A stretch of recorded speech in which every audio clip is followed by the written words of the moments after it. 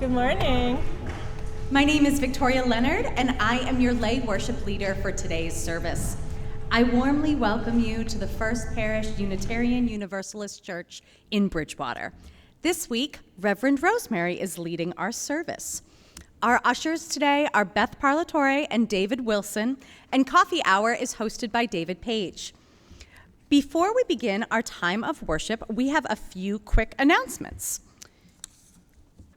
From the membership committee, please remember to wear your name tag on Sunday mornings. Let us show our welcome to everyone. If you need a name tag, please talk to Debbie. Thank you.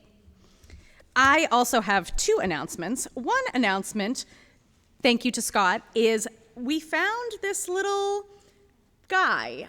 It's like part of a keychain. It's blue and green, and it has a skull and a dinosaur skull on it. If it is yours, it's very cute. It is right here. The second announcement is that the worship committee is looking for folks to lead our summer services. If you have ever been interested in leading a casual, fun summer service on a subject of your choosing, please feel free to speak with someone on the worship committee, which would be myself, Denise, Stefan, and Beth. And I believe that is it today. First Parish Bridgewater is a welcoming congregation. Love is the power that holds us together. We live our faith values by welcoming all people with love and open hearts. No matter who you are, no matter who you love, no matter where you are on your spiritual path, you are welcome here. If you are joining us for the first time today, we welcome you to share in our worship today as your whole self. We also encourage you to fill out the guest book at the back of the sanctuary. For newcomers joining us online today, please see the sign-up link posted in the Zoom chat. For those of us joining in worship in the sanctuary, let's take a moment to welcome our friends who are joining us virtually via Zoom this morning. Hi, everybody.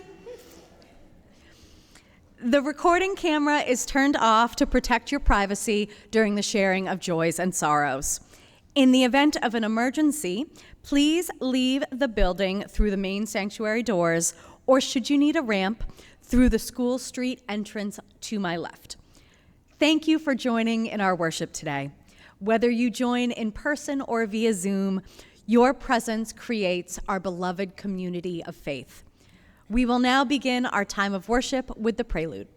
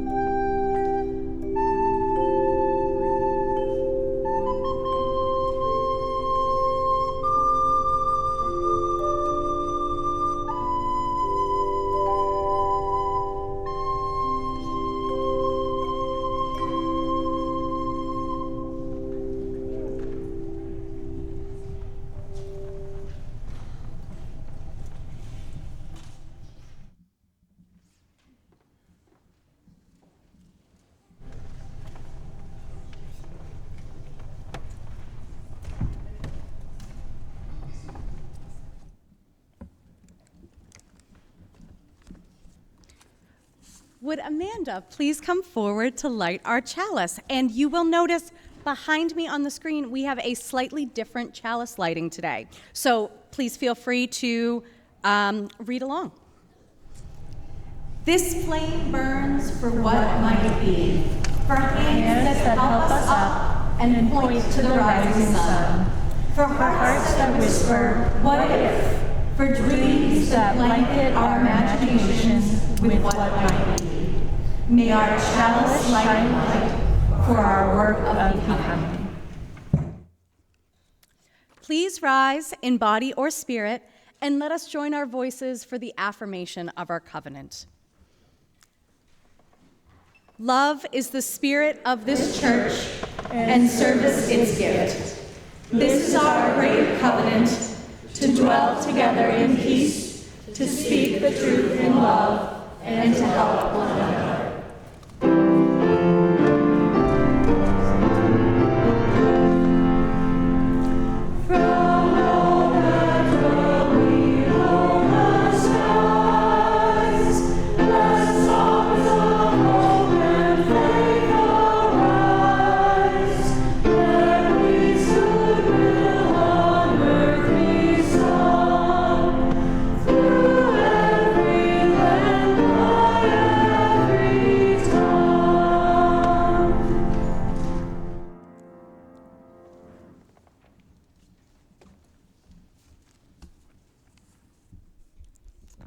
Our opening words this morning come from Laura Catanzano.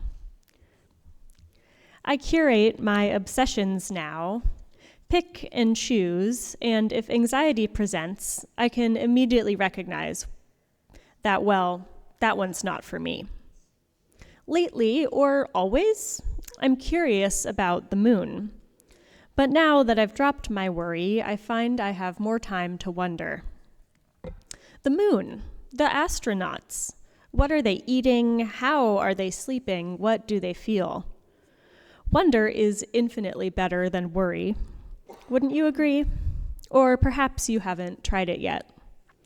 Give it a go, I tell you, and if anything feels sticky, well, you can know it's of the worry variety. And if you can't answer it, you can know at once that you don't have to. You can pick and choose what it is you think about. I suggest you try the astronauts, headed home now, headed home from the dark side. And I'm not sure what they're eating, but I bet it tastes like wonder.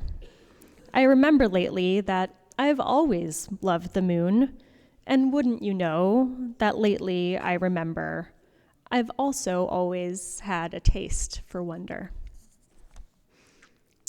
Okay, well, our hymn leaders come on up here. We're singing our opening hymn, Come, Come, Whoever You Are. We'll do it in 3 parts as a round. So this side over there will be with me, this strong middle section with Victoria, and this strong last section with Denise. We'll sing it through once all together, and then watch your leader as we sing it twice more through.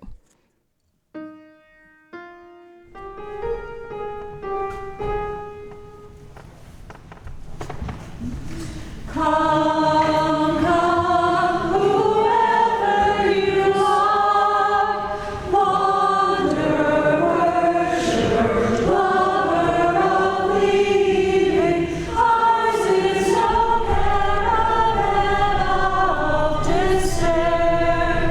Come, yet and come,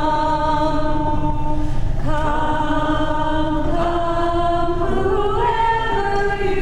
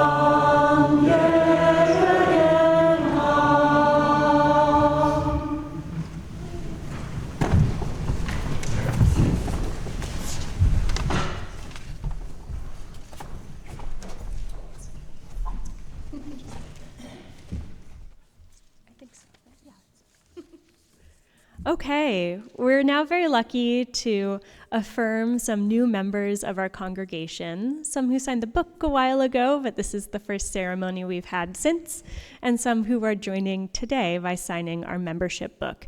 If you're a new member or introducing a new member, would you come forward now and stand beside me?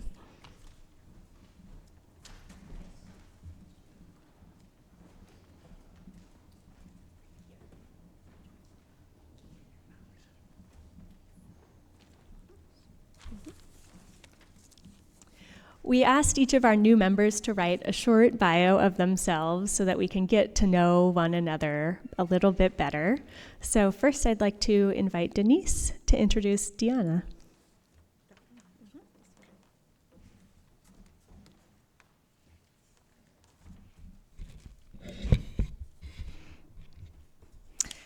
Growing up in Lynn, Massachusetts, Deanna was shaped by her roots as the first-generation daughter of immigrants from El Salvador and Nicaragua in a multi-generational home.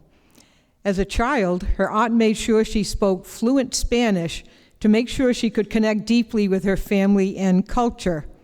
You can practice with Reverend Rosemary. She speaks fluent Spanish, too.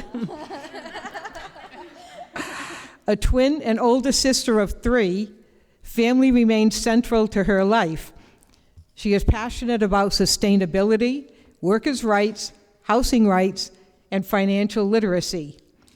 Her work as a real estate operations director based out of Back Bay allows her to tap into her love for discovering new places around Massachusetts. She enjoys nature, biking, yay, arts and crafts, and history, and will soon call Lakeville home with her fiance Ross and her future mother-in-law Joanne. And I am thrilled to death that she is joining our parish and my family. Thank you, Denise. Alan, do you want to go ahead?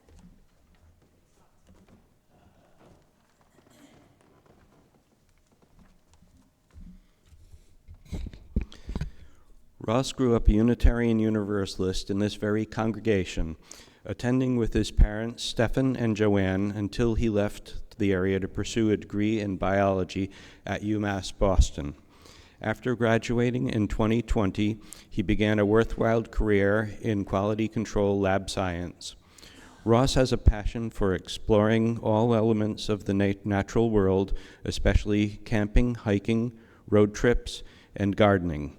He also enjoys board games and video games, as he has since childhood.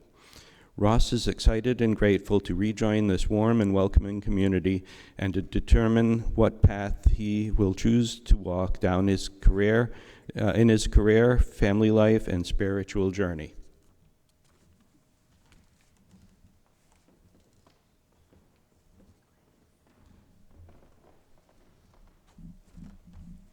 Now I bring you the Napiers, introducing one another.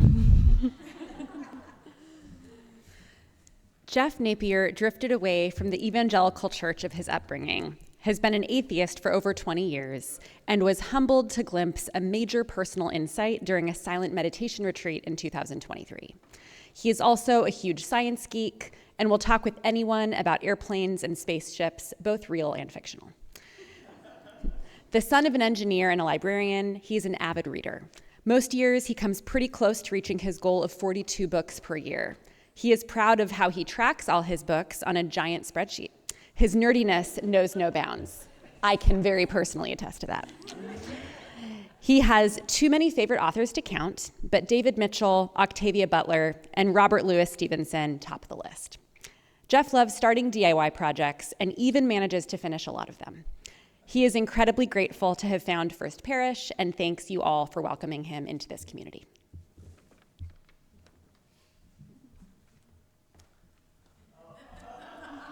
Okay, my turn. All right. When Amanda and Jeff joined First Parish last June, Amanda was a Unitarian Universalist in all but name. She's been long referring to herself as a religious nun. That's N-O-N-E. To use the Pew Research term. due to not having been able to check any of the religious identity boxes, but nevertheless recognizing that there's something very religious about her. Religious due to an estranged evangelical Christianity that led her to study religion in school and professionally, with a kind of passion that is itself a little evangelical. Religious for the fact that her different forms of work all fit into a vocation of social justice ministry, and religious for the Christianity that she's haltingly returned to, but not without Buddhism and other influences that she met along the way. Amanda holds dear a few communities, including this one, friends and colleagues from different times of life, including Divinity School, and friends and comrades who are currently or formerly incarcerated, or otherwise directly impacted by incarceration. Last, it's worth mentioning that Amanda and I got married in a UU church now 15 years ago. So really anyone could have seen this coming but them.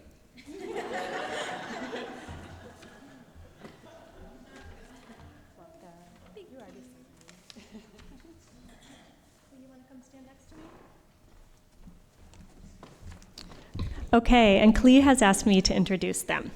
This is Clee. Clee found out about Unitarian Universalism from the local LGBTQIA center at their university, Bridgewater State. Back then, they were part of a very transphobic and one-sided religious organization. That organization wanted Clee to conform to its standards. Then, Clee spent over a year figuring out who they stand with, themselves or a community that did not accept them for who they are. In 2025, after working with a psychotherapist who is affirming of autistic and LGBTQIA+ individuals, as well as partaking in a religious odyssey where they explored many faiths and traditions that are LGBTQIA+ affirming, they came back to the UU faith due to it being the tradition that spiritually nourished them the most.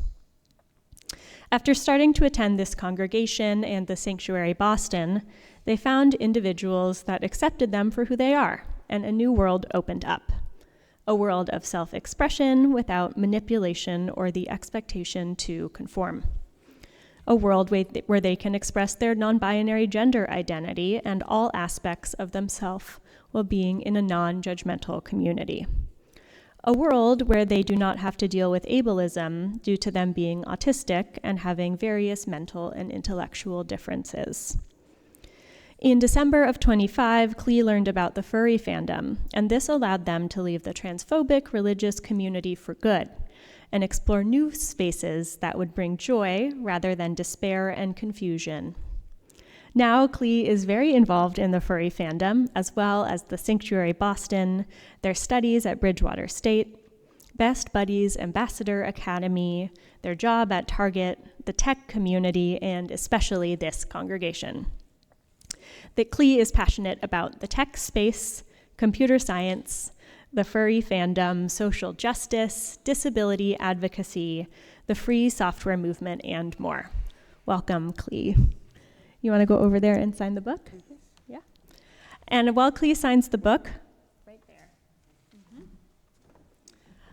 Let's do a little round of applause for all our new members. Welcome. I'd like to encourage our members to come perhaps slightly this way as we do our ritual words. So we'll have several slides up. First, the congregation, the current members will affirm you all. Then our new members will say something, and then we'll speak all together. So come on this way.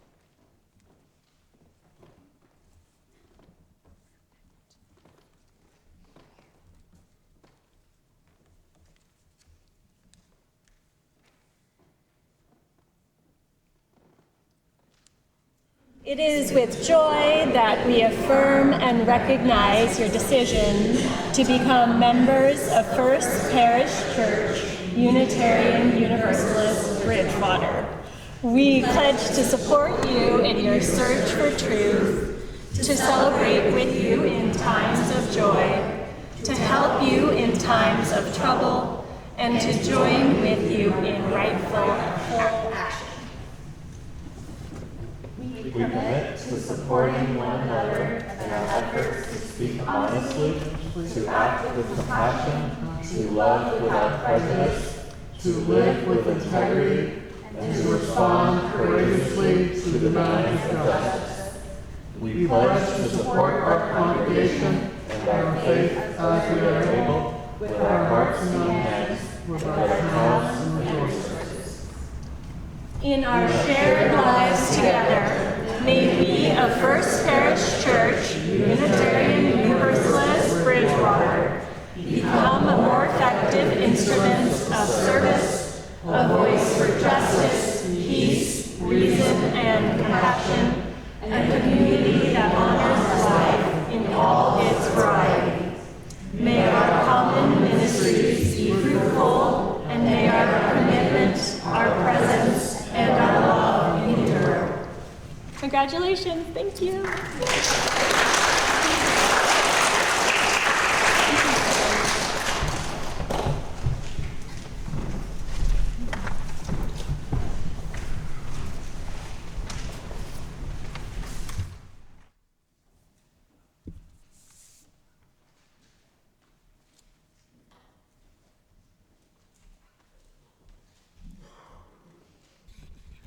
Definitely some tall people up here. Gonna have to move this down.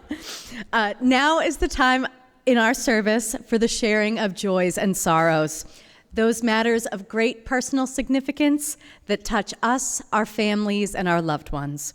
If you have a joy or a sorrow, please come to the front to light a candle. Please share fully but briefly into the microphone so that all may hear you. You may also choose to light a candle in silence. Online participants are invited to share by typing your joys and sorrows into the chat. A volunteer in the sanctuary will read them aloud. Meditation this morning to honor Lauren and his teaching and share one of my favorite verses from the Radiant Sutras. I may not get through this without crying, but I'll do my best. I invite you to enter a spirit of meditation and contemplation. Get comfortable and allow your attention to be attracted to your breath. Notice your sensations as it flows through your body, gently massaging muscles and organs. Begin to relax any areas that are holding tension. Allow your jaw to loosen, your shoulders to drop, and your chest and heart center to open, expand, and expand your belly to soften.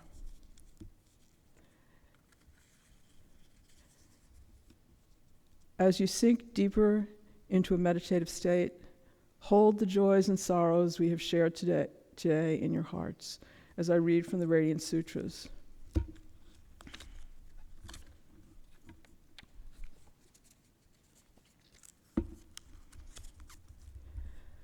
Sutra 26. The one who is at play everywhere says, there is a space in the heart where everything meets. Come here if you want to find me. Mind, senses, soul, eternity, all are here. Are you here? Enter the bowl of vastness that is the heart. Listen to the song that is always resonating. Give yourself to it with total abandon. Quiet ecstasy is here, and a steady, regal sense of resting in a perfect spot. You who are the embodiment of blessing, once you know the way, the nature of attention will call you to return. Again and again, answer that call and be saturated with knowing, I belong here, I am at home.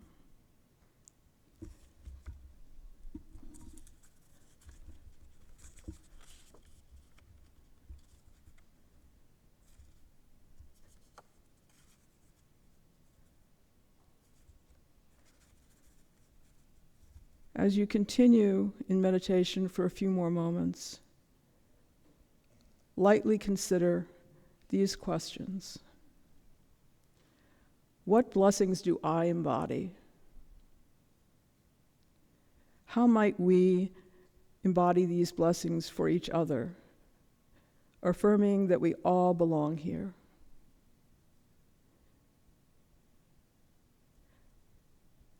How do we welcome all of us to this home and make us feel that we belong?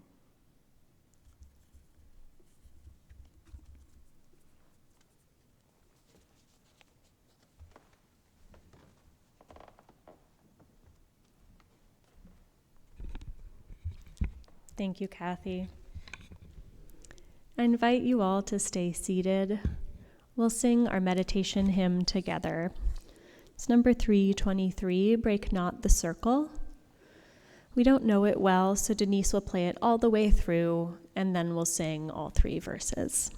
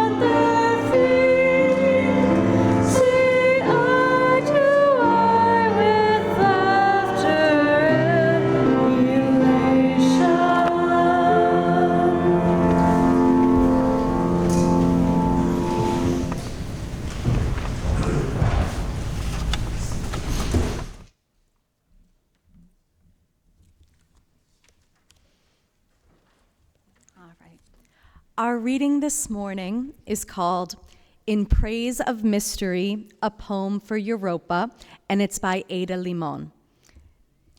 Arching under the night sky, inky with black expansiveness, we point to the planets we know. We pin quick wishes on the stars. From Earth, we read the sky as if it is an unerring book of the universe, expert and evident. Still, there are mysteries below our sky. The whale song, the songbird singing in its call in the bough of a wind-shaken tree. We are creatures of constant awe, curious at beauty, at leaf and blossom, at grief and pleasure, sun and shadow. And it is not darkness that unites us, not the cold distance of space, but the offering of water, each drop of rain, each rivulet, each pulse, each vein. O second moon, we, too, are made of water, of vast and beckoning seas. We, too, are made of wonders, of great and ordinary loves, of small invisible worlds, of a need to call out through the dark.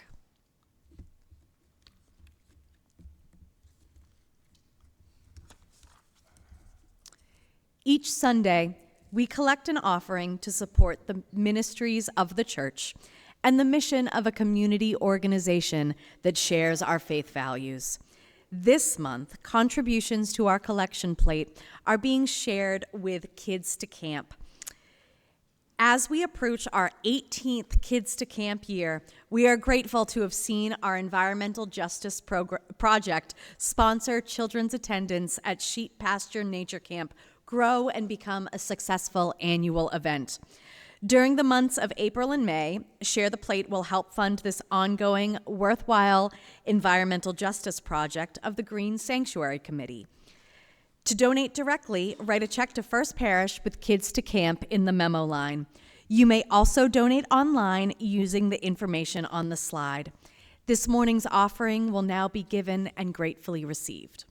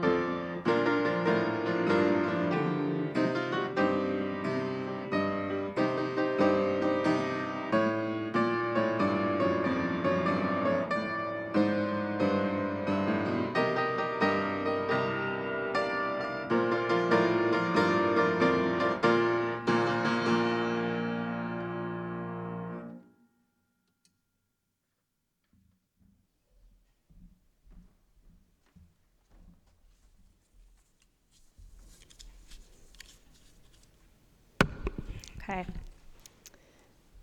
I have always maintained that I'm not someone who's very interested in space.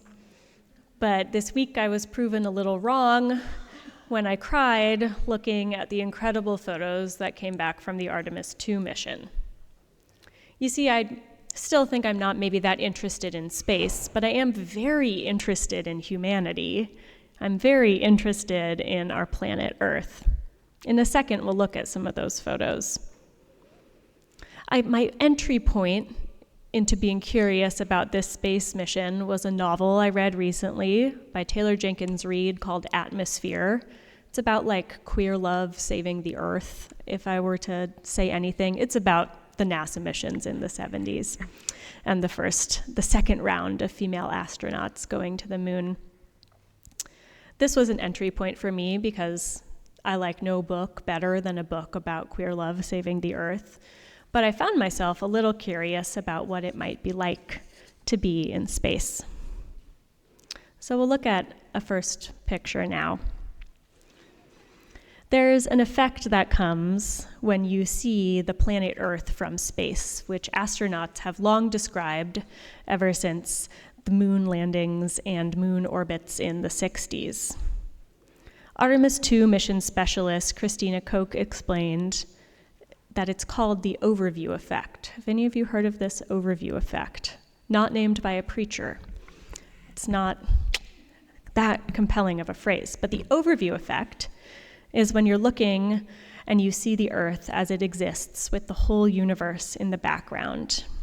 You see the thin blue line of the atmosphere, and then when you're on the dark side of the Earth, you actually see this very thin green line that shows you where the atmosphere is.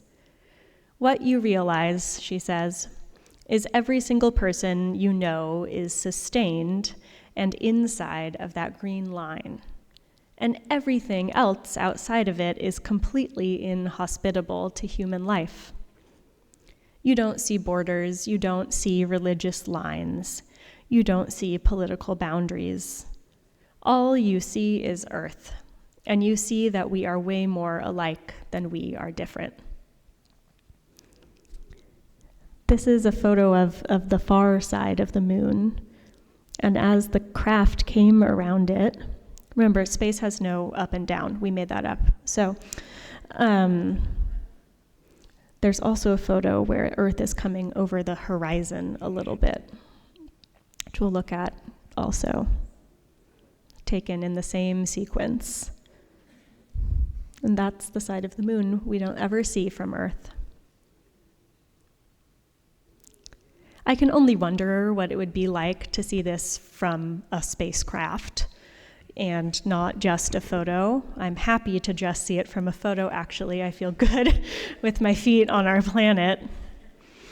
But what I find so interesting is that these astronauts are kind of acting as like political philosophers of space exploration. There's all these statements they've made about what seeing Earth from a distance has meant to them.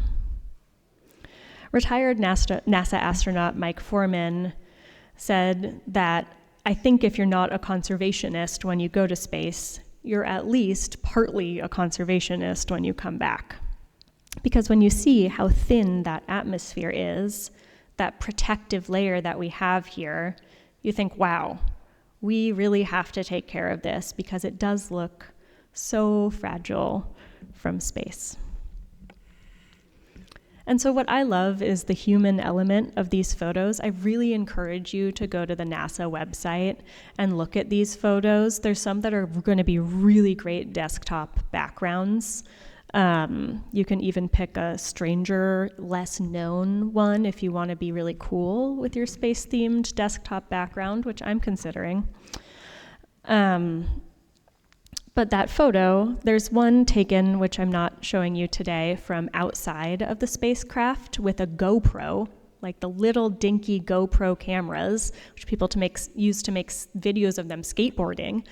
And the GoPro is out in space, and it has a photo of the capsule that the astronauts are in, and a photo of Earth. So it's a photo of everyone, the astronauts and all of us on Earth.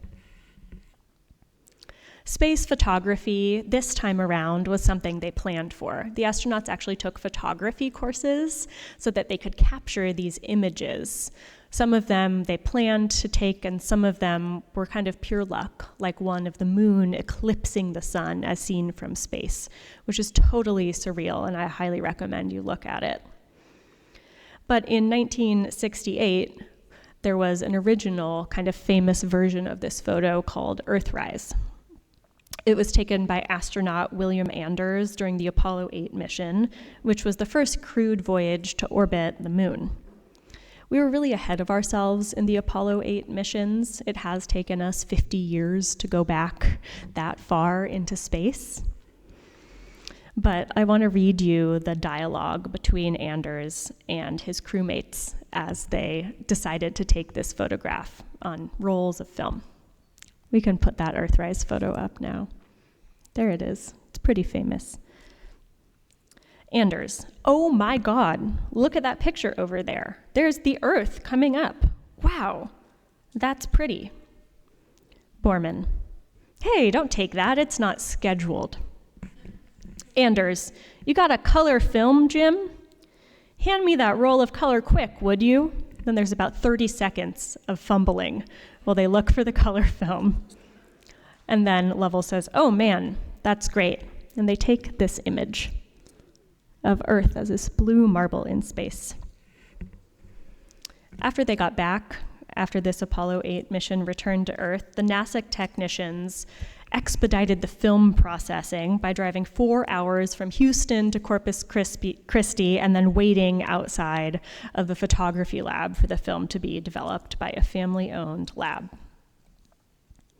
It's the first photo of almost everyone, and I think it's pretty special. And it's amazing how delighted we are by these photos still. NASA doesn't have to exist. Like, there's a congressional mandate probably that it exists, but it's kind of a brilliant stroke of luck that we managed to get to the moon in the 1960s and have enough funding and scientific expertise and spirit of collaboration to do it again now. I've been thinking this week about membership, about belonging to a group, and I think NASA is an interesting example. But first I want to talk a little bit about a famous Unitarian 20th century theologian, because that's more my speed than space. Sorry. James Luther Adams was born in 1901, and he wrote extensively on the theology of voluntary associations, which is the term he used. Organizations which we have freely chosen to belong together, as opposed to those which we're born into, such as our birth family, the community where we live, or the political state we all live under. Adams says that in voluntary associations, we gain the power to negotiate our internal feelings with others, and we also gain power as a group to negotiate changes in those non-voluntary associations, the political state, the communities where we live, our families. He writes this great phrase about kind of the non-joiners. Many of us are non-joiners in other areas of our lives, or even in this area, and that's okay. But James says that the element of commitment, of change of heart, of decision, which is so much emphasized in the Gospels, has been neglected by religious liberalism. And that's the chief source of its enfeeblement. We liberals, religious liberals, are largely an uncommitted and therefore a self-frustrating people. Our first task then is to restore liberalism to its own dynamic and prophetic genius. He said that hopefully someone could describe religious liberals and how they do their work in the world by saying, "By their groups shall ye know them," which I don't know if we're at yet. Many of us here have chosen this as our faith home, all of us. I've chosen to work here, you've chosen to be here this Sunday, you've chosen to continue to be a Unitarian Universalist. Adams theorizes that it's through this kind of choice, this kind of voluntary participation in a group, that sensitivity and commitment to values are given expression through an institution. It's through groups that we organize our social power. It's through groups that community needs are brought to the focus through public policy. It's through groups that the cultural atmosphere of a community and a nation is created. Amanda did not put me up to this, but I want to talk about the Pew Research Center's study of religious nuns, N-O-N-E-S's, who are not affiliated with religious organizations. I have a lot in common with religious nuns. I am agnostic. I identify as religious. But an associate professor of nonprofit management at Indiana University named Brad Fulton kind of articulates the key problem with religious nuns. They don't congregate. There's some upside, he says, to organized religion that has very little to do with religion. It's a great mechanism to bring people together. It is really hard to identify an organized, completely secular equivalent. One like us, where each Sunday we gather, we do our rituals, we ask one another for support, we share joys and sorrows. So there is a particular kind of opportunity, I think, for awe and wonder when we associate with one another, when we build projects together, when we participate in voluntary associations. This allows us to do things like build the International Space Station, where people from all over the world have the have the opportunity to experience this overview effect of looking back at Earth and feeling very small in all of it. Today, as we've welcomed new members to our congregation, I want to invite us to look at our congregation from a farther perspective than usual, not all the way from out in space, unless someone here is secretly an astronaut, in which case please tell me, and I'm so sorry for denigrating your great calling. Like NASA, we are a voluntary organization of people coming together to do important work in the world through collaborating, articulating our goals and our values.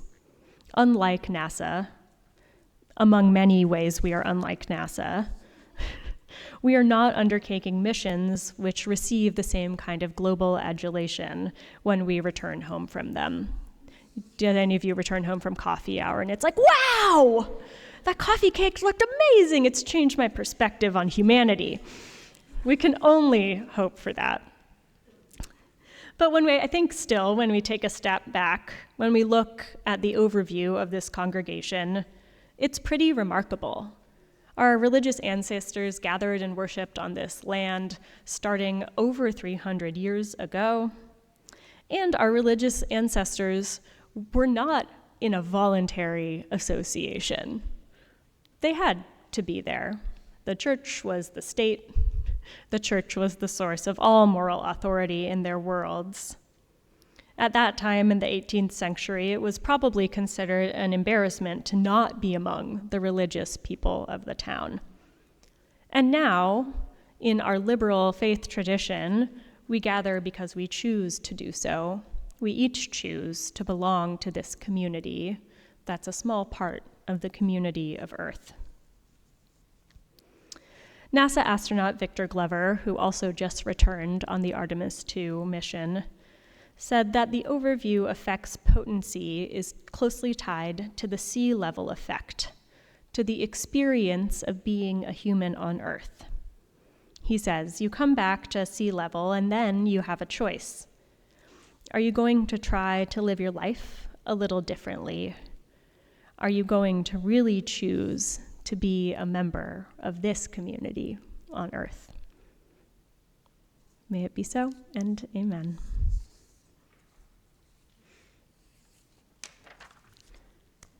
Please join me in rising in body or spirit for our closing hymn. It's number 146 in your hymnal, Soon the Day, and we'll sing both verses.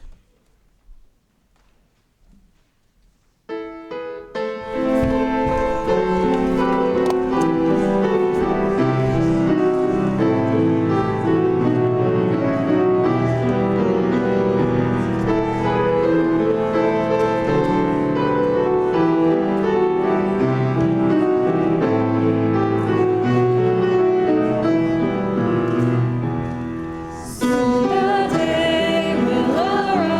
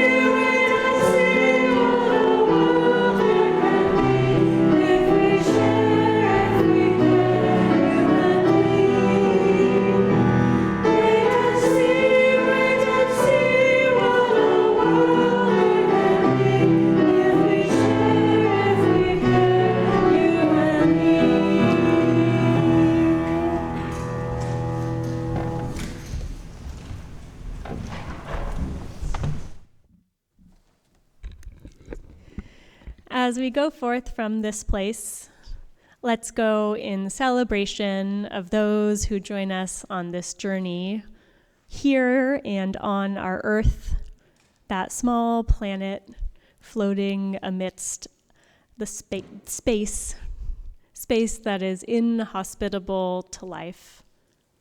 Let us be hospitable to one another here at home. May it be so. And amen.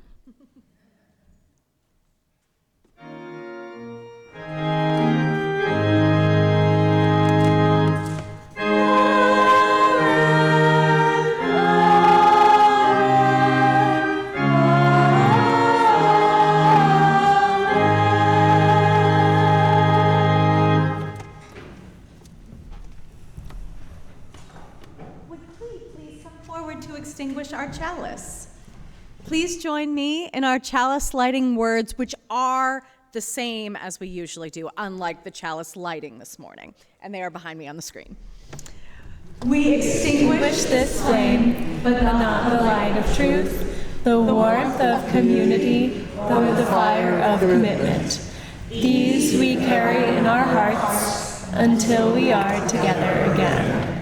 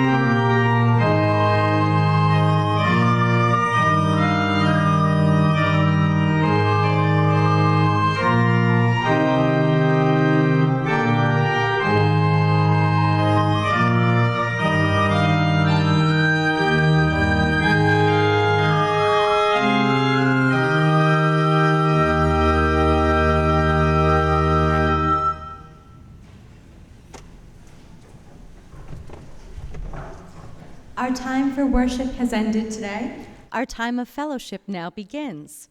If you would like to stay for coffee hour, please make your way to the upper parish hall. The ushers will assist you in using the elevator if needed.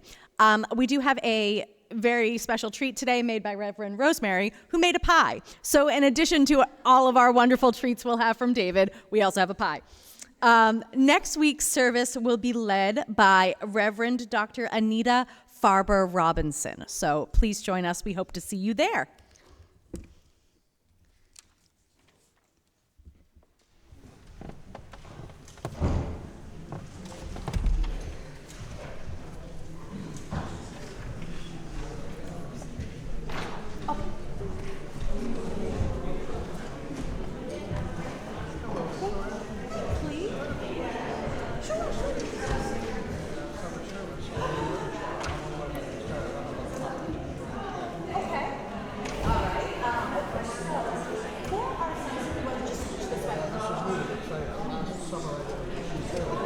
That's okay. So our summer services are casual. It starts at 9:30. I've actually never been, so I've been really good at casual. It's so we don't have any music. You don't have to. You don't have to follow the traditional programs that we usually do. Sometimes we have like there was one last year that Beth did that we tie-dyed. Oh, it's like a furry convention. Okay, that's another thing. It's never been here. Not anything I can speak to either, but it's much more. I was just trying to compare something that I know about.